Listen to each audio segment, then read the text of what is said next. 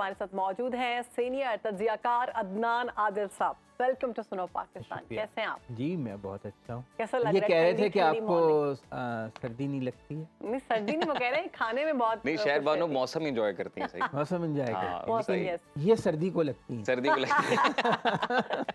अभी हम सर्दी थोड़ा को- पॉलिटिक्स को लग जाए फिर। लग जाए फिर आ जाओ फिर मैदान। अदनान आदिल साहब, फैसला आ गया। सुप्रीम जी कोर्ट फैसला आ गया, सबको पता था यही 2017 फैसला आएगा। एक में। फॉर्मेलिटी है क्योंकि जजों का माइंडसेट जो था वो उनके रिमार्क्स में जाहिर हो रहा था कि वो किस डायरेक्शन में जाएंगे, और वो अपने कमेंट्स में कह रहे थे कि ये तो जो है बहुत सख्त है और काला कानून है। बाज़ जजों ने ये भी कहा था पहले कि ये जो ताहयात नहली है जी। और बाकी सज़ाओं में सिर्फ 5 साल, और इसमें क्यों पूरे उम्र के लिए आदमी नाअहल हो जाए। और बहुत से कानूनदानों का मशवरा यही था कि आइन में तो नहीं लिखा हुआ कि 62(1)(f जो एक है एक सादिक अमीन होना चाहिए। कोई आदमी अगर गलत बयानी करता है तो वो सादिक नहीं रहा, सच्चा नहीं रहा, बिल्कुल तो उसमें लिखा नहीं हुआ कि उसे कितने साल के लिए नाअहल करार दिया जाएगा। सही। और उसको इंटरप्रेट किया था सुप्रीम कोर्ट ने कि ये ताहयात होगा। ताहयात। बिल्कुल। उस वक्त जो थी हुकूमती ढांचा जो था पूरा, वो नवाज शरीफ के खिलाफ था। तो सुप्रीम कोर्ट ने भी नवाज शरीफ के खिलाफ फैसला दे दिया और जहांगीर तरीन को भी उसमें शामिल कर लिया जी। कि आपने चूंकि गलत बयानी की है तो आप ताहयात नाअहल। नवाज शरीफ ने वो कोई अपना कामा जाहिर नहीं किया था, तो उस बुनियाद पे आपने गलत बयानी की तो आप ताहयात नाअहल।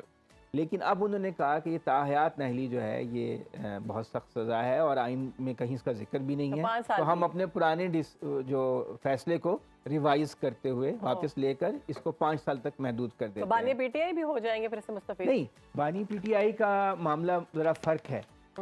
उनको तो ऐसे कोई अभी सादिक अमीन के हवाले से नहीं नाअहली का सामना नहीं है, लेकिन अगर उनको करप्शन केस में कोई तोशाखाना वगैरह में नैब के कानून के तहत सज़ा हुई तो उसमें 10 साल की सज़ा है। हाँ जी, अब ये कि वो हो सकता है सुप्रीम कोर्ट में जाएं कि बाकी सब के लिए 5 साल है तो इसमें 10 साल की सज़ा ज़्यादा है।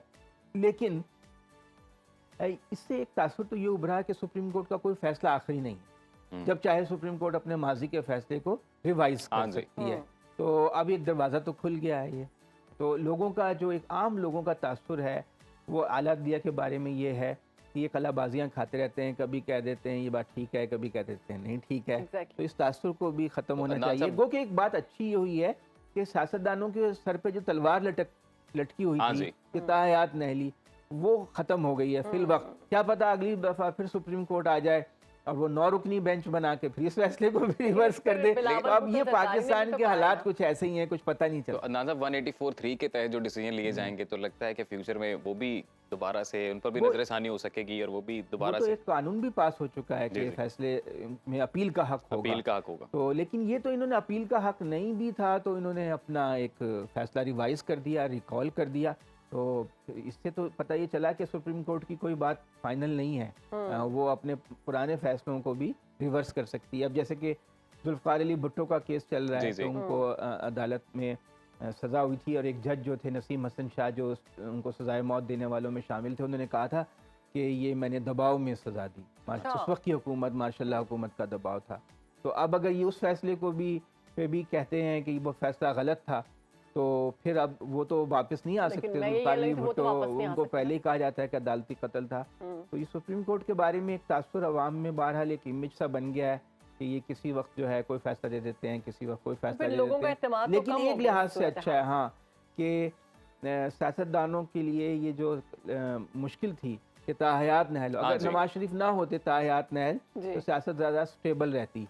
क्योंकि जब आपको पता हो कि आप ताहयात नहल हो गए हो तो आपका रवैया कुछ और होता है। अगर आपको पता हो कि 4-5 साल बाद मैं वापस आ जाऊंगा तो आपका रवैया कुछ और होता है। तो सियासत पे तो इसका मुस्बत असर ही पड़ेगा। मेरा ख्याल है सुप्रीम कोर्ट को ऐसे ही फैसले जो हैं वो बानी पीटीआई और पीटीआई के बारे में भी देने चाहिए। इस वक्त तो तासुर ये है कि पीटीआई को बिल्कुल दीवार में चुन दिया गया है और दीवार से बिलावल भुट्टो जरदारी कह रहे हैं कि अब नवाज शरीफ को इस फैसले से फायदा हुआ है, जहांगीर तरीन को इस फैसले से फायदा हो गया है, तो कल इस फायदे से बानी पीटीआई भी मुस्तफीद होंगे। हाँ, इस फैसले से हो सकते हैं कि अगर उनको भी ताहयात नहली के कानून के तहत नाअहल करार दे दिया जाता तो फिर उनको भी ताहयात नहली का सामना। फायदा किस बात का? ये मतलब ये कि उन पे इतने सारे केसेस हैं, 180 केसेस हैं, पता नहीं किस केस में उनको सज़ा हो जाए तो उनको कम से कम ताहयात नहली नहीं होगी, 5 साल की होगी, वैसे लेकिन नैब कानून के तहत अभी भी 10 साल की। बल्ले के निशान के वापसी का केस भी लगा हुआ है, तो उसमें भी कोई मिल सकता है फायदा? हाँ, इम्कान तो है कि किसी पार्टी के, देखें पार्टी है, बहुत बड़ी पार्टी है, आप उसे पसंद करें ना करें, 2.25 करोड़ वोटरों ने उसे वोट डाला है, आप उसको बिल्कुल इलेक्शन मैदान से बाहर निकाल दें तो ये तो एक वन पार्टी रूल की तरफ बात वाली हो जाएगी ना। ये जमहूरियत तो ना हुई कि आप इतने बड़ी तादाद लोगों की जो है उनको डिसएनफ्रेंचाइज कर दें, उनको उनकी पार्टी के लिए वोट डालने के हक से महरूम कर दें। तो एक नेचुरल जस्टिस के तो ख़िलाफ़ है ये बात। लेकिन कुछ पाकिस्तान में पता नहीं होता कि अदलिया का, क्योंकि एक जजों का सेट आता है, ग्रुप आता है, वो एक रुख का एक रुख होता है, दूसरा ग्रुप आ जाता है जब टॉप के ऊपर तो उसका रुख किसी और तरफ हो जाता है। तो प्रेडिक्ट करना मुश्किल है, लेकिन ज़्यादा चांस यही है कि वो ना हो।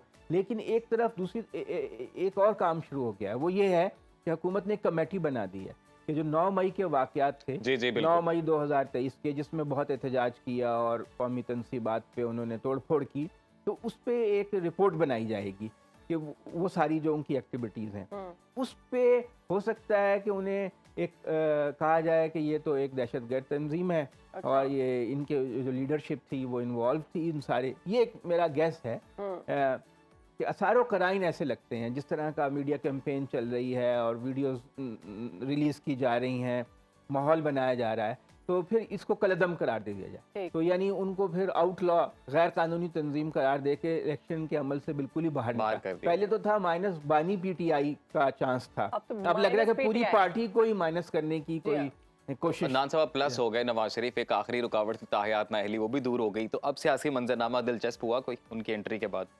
दिलचस्प क्या हुआ, नवाज शरीफ जो है 3 बार वजीर आज़म रह चुके हैं, बड़े सख्त जान आदमी हैं, उन्हें लोग निकालते हैं फिर वापस आ जाते हैं, उन्हें बड़ा टैक्टफुल हैं, वो अपनी अदालती जंग लड़ते हैं, जब उन्हें चुप करके बैठना होता है चुप करके बैठ जाते हैं, जब देखते हैं मौसम साजगार है तो फिर दोबारा से अपनी एंट्री डाल देते हैं। तो अब आप देखें कि चौथी बार वो एंट्री डालने के लिए तैयार है। उनके लिए तो रास्ता पूरा हुकूमती ढांचा उन्हें सपोर्ट कर रहा है, अदालती फैसले उन्हें सपोर्ट कर रहे हैं, तो फ़ज़ा इस तरह तो साजगार है। लेकिन अवाम में मकबूलियत जो है उनके मुखालिफ बानी PTI की ज़्यादा है और PTI की ज़्यादा है, उसको मैदान से बाहर रखने की पूरी तैयारी मुकम्मल हो चुकी है। तो इसलिए उनके नून लीग, चूँकि पंजाब में सीटें 144 ज़्यादा हैं, तमाम कौमी असम्बली की अक्सरियत है, तो ज़्यादा चांस यही है कि नून लीग को हुकूमत मिलेगी। ज़्यादा से ज़्यादा उन्हें कोई कोलिशन बनानी पड़ेगी MQM के साथ या GDA के साथ, तो हो सकता है कि वो कोलिशन भी बना ले।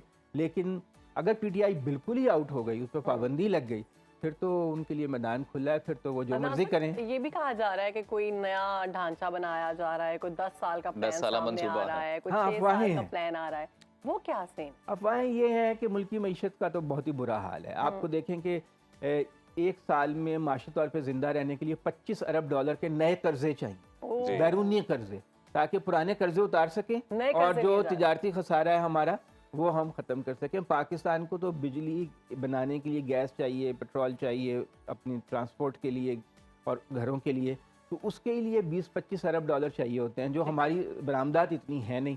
तो पाकिस्तान को बैरूनी कर्ज़ों की बहुत ज़्यादा ज़रूरत है। मईशत का बहुत हाल ख़राब है, तो मईशत को सहारा देने के लिए कोई भी हुकूमत 1-2 साल में ऐसा नहीं कर सकती। आम ख्याल ये है कि कोई ऐसी पॉलिसी हो जिस पर तसलसल के साथ 8-10 साल अमल किया जाए, तब मईशत अपने पाँव पे खड़ी हो सकती है। तो बाज़ लोग जो हैं वो समझते हैं कि सियासतदान शायद इतने दानिशमंद नहीं हैं कि मईशत को सहारा दे लेंगे, तो फिर को टेक्नोक्रेटिक किस्म का सेटअप जो नई गवर्नमेंट इक़्तिदार में आएगी, तो आपके ख्याल में सबसे बड़ा चैलेंज इकोनॉमिक चैलेंज ही होगा? माशी चैलेंज होगा, क्योंकि इस वक्त आप देखें 40% तक, 30 से 40% तक महंगाई है। हफ्तावार महंगाई 40% है और माहाना बुनियादों पे 30% है पिछले साल के मुकाबले में, यानी 100 रुपए की वैल्यू 70 रुपए के बराबर रह गई है एक साल के मुकाबले में। तो आवाम तो बिल्कुल कुचल गए हैं, मिडिल क्लास सफ़ेद पोश तबका कुचल गया है। उसके रोज़गार के मौके बहुत कम हो गए हैं, फैक्ट्रियाँ बंद हैं, इंडस्ट्री का कोई अच्छा हाल नहीं है और मुल्क की मईशत भी कर्ज़ों के ऊपर है, कर्ज़ों के स्टीरॉइड्स पे चल रही है। तो माशी चैलेंज बहुत बहुत बहुत तो बड़ा फिर है। नून लीग पीपल्स पार्टी जो बहुत बड़े बड़े दावे कर रही है कि हम आके मईशत को बेहतर करेंगे, लोगों को आसानियां देंगे, वो कहाँ से करेंगे? कुछ जादू करेंगे? नहीं, कोई जादू नहीं है, ऐसे ही लोगों को उल्लू बनाने की कोशिश कर रहे हैं। पहले भी बनाते रहे हैं 3 दफा। लेकिन अवाम अब उल्लू नहीं पीपल्स पार्टी भी 3 दफा हुकूमत में आ चुकी है। क्या इन लोगों ने किया? टिकटों की तकसीम पर भी मामला जो है हाँ, खराब वो है तो घरों में झगड़े होते हैं, सौकने भी लड़ती रहती हैं आपस में। आपको सबको पता है हलवा तैयार है, खाने का वक्त आ गया है, तो इरफान मुझे भी सिद्दीकी मिले ज्यादा बड़ा से ज्यादा खुलकर हलवा। बोले हैं हाँ सारे मामले पर। इरफान सिद्दीकी जो है हाँ नून लीग के, उन्होंने कहा है कि ये सारा मामला जो है ये खराब है टिकटों पर। नून लीग इलेक्शन में अपनी पार्टी रहनुमा और इत्तेहादियों को राजी क्यों नहीं रख पा रही, क्या वजह? नहीं, कोई ऐसी बात नहीं है, कोई खास बात नहीं है। लोग वोट तो देंगे, जो शहरों में वोट हैं वो तो पार्टी को देते हैं, या नवाज शरीफ को देंगे, या बानी पीटीआई को देंगे, या सही। पीपल्स पार्टी के लोग पीपल्स पार्टी को देंगे। उम्मीदवारों के 5-10 हज़ार मुश्किल से वोट होते हैं अपने ज़ाती। सही। तो वो कोई अगर बड़ा ही कोई पन्ने खान भी है जो अपने आप को पन्ने खान समझता है, उसको 2-3 हज़ार वोट मिल जाते हैं अगर वो आज़ाद उम्मीदवार के तौर पे खड़ा हो जाए, तो उसकी कोई खास वैल्यू नहीं है। बहुत शुक्रिया अदनान साहब, आपने सुनो पाकिस्तान को वक्त दिया। हर वक्त बाखबर रहना वक्त का तकाजा है, बर वक्त बाखबर रखना हमारा फरीजा है। अभी सुनो न्यूज़ के YouTube चैनल को करें सब्सक्राइब, बेल आइकन पर करें क्लिक और मुल्की और गैर मुल्की खबरों से रहें बाखबर, यकीन के साथ।